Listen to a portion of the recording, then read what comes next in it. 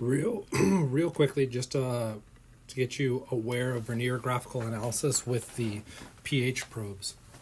So vernier graphical analysis works with the pH probes.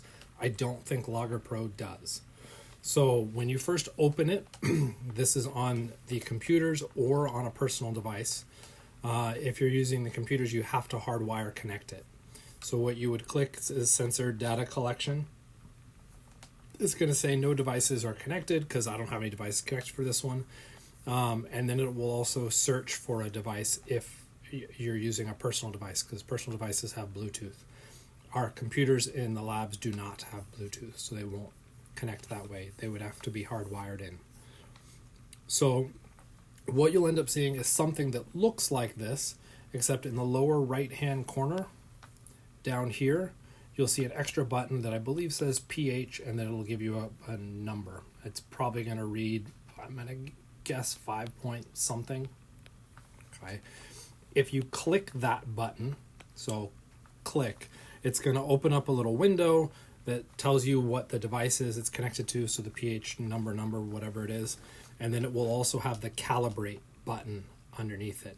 So in the directions within Logger Pro, it says to calibrate. You'll click calibrate there, and a new window will pop up more or less, and it's going to have a test point 1, and then it'll have a button, and then it'll say keep, and then you'll see some numbers underneath it, and then it'll say test point 2, same deal, text box, a keep, and then some numbers underneath it. So what students will do is they'll take their probe, put the probe into the pH 4 buffer, okay, which is an important statement from the stockroom's point of view. So the pH 4 buffer, the procedure says to pour it out. Don't pour it out, have them directly put the probe into the pH 4 system. You will see the numbers, those small numbers, change within the graphical analysis. When those numbers stabilize, that's when they'll enter 4 and then click keep. Okay, when they do that, they should see the test 2 now become accessible. What they'll do is take the pH probe out, rinse it off with deionized water, cap the pH 4 buffer, and then put it into the pH 10 buffer.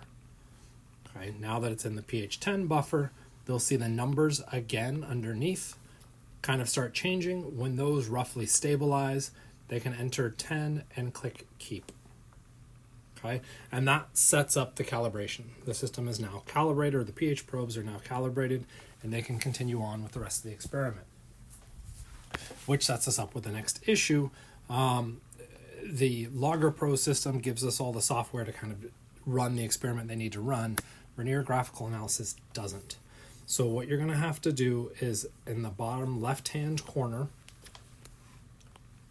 we've got this kind of little box. You're going to want to click that box. Whoops. And when you click that box, we'll get this pop-up. And where it says time-based, we select that, make it event-based. The event name, I've been naming it after the thing that we're doing, which is the volume of NaOH added, and then the units would be milliliters. So the events are going to go with entry, and all that's fine. We'd click done. We're going to see a table appear. Their graph for the y-axis, it should show pH. Again, I'm not connected to a pH probe, so we won't see it. And the x should show milliliters. At that point, we've got the kind of squares, hamburger menu-ish looking thing in the upper right-hand corner. If you go ahead and click that, we want to select or toggle meters. So by toggling that meters button, what we'll end up getting is an extra meter down here. Because we're now connected to the pH device, what you'll see is pH kind of chilling at that bottom. So it'll go through and say pH, and then it'll give you whatever the number is for that pH. Up at the top, there's going to be 2 buttons. Oof, this is harder than I thought. I think it says collect, and then it's got, I think keep is the word next to it. When they're ready to start their titration, they'll click collect. Okay? At this point, all it's doing is actually running the experiment. It's not actually doing anything. When they clicked collect, collect will change to something else. I think it changes to stop. And what they will then need to do is click keep. It'll pop up with a new box. That new box is going to ask what number they want to put in for the milliliters delivered.